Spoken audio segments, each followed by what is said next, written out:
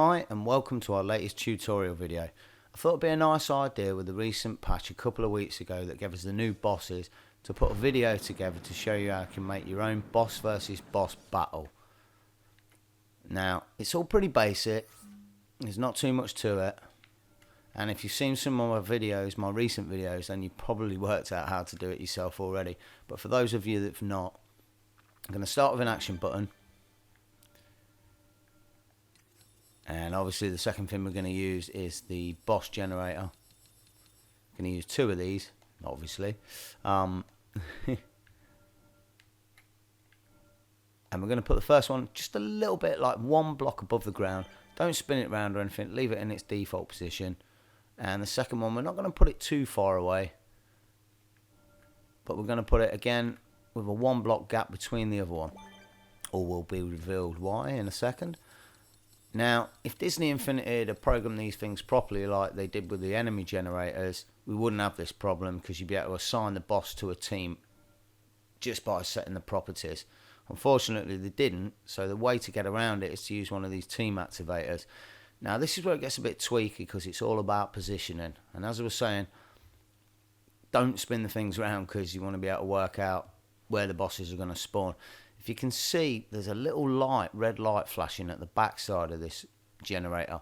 The boss is basically going to spawn 3 blocks to the opposite side of that light. So he's going to spawn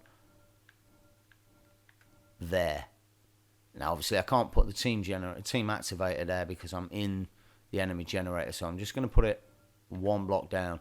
So if you want to see that again, basically get your team activator right in the middle of the boss generator. Go down one. Look where the light is. If it was the other side, we'd be going that way. Because it's on the right, we're going to go the opposite way. You can see the round bit on the team generator. 1, 2, 3. And we're going to put it there.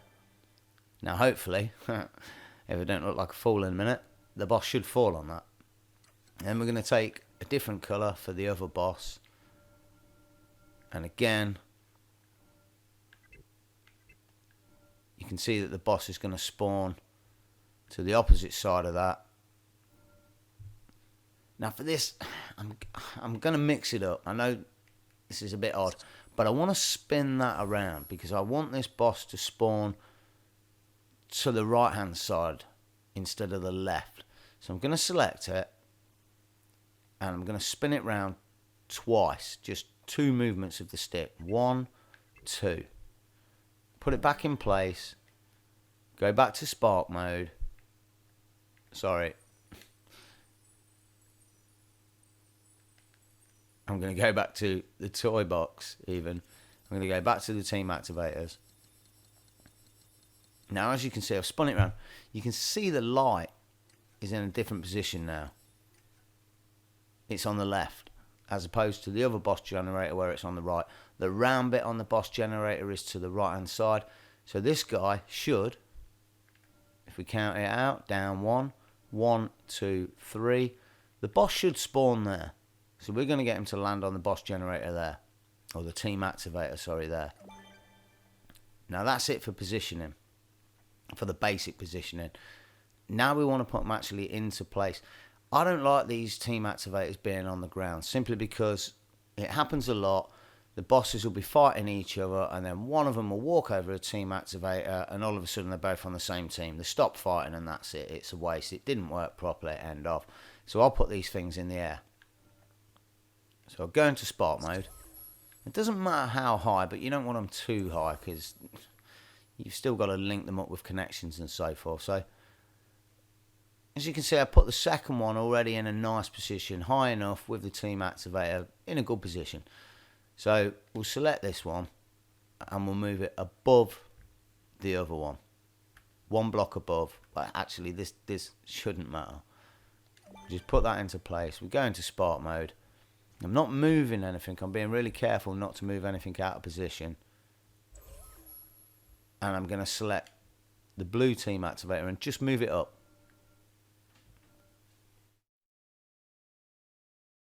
So I'm basically putting it in line with the other team activator. Same height, in line. And hopefully, if all goes well, the other boss should fall onto that one. That's it. That's literally it for the positioning.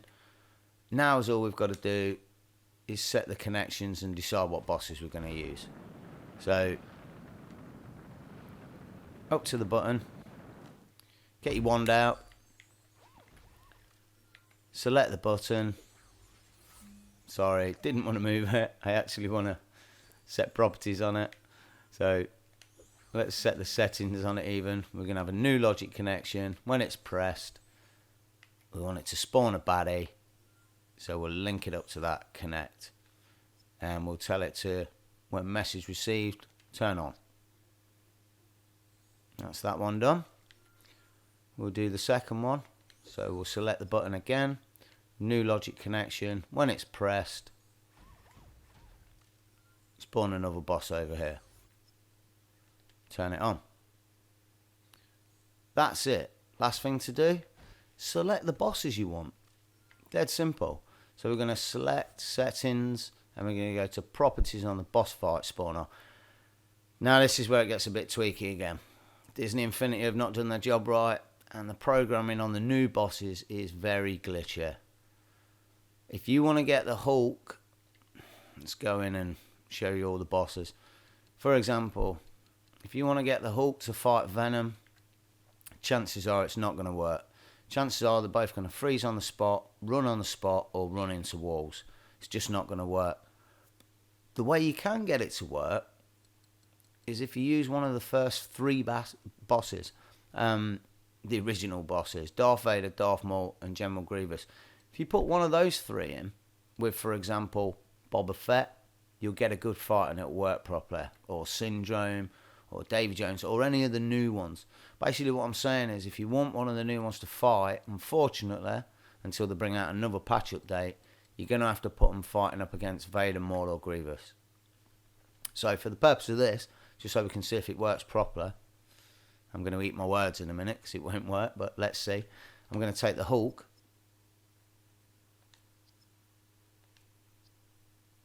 Against General Grievous, I think. Let's see that.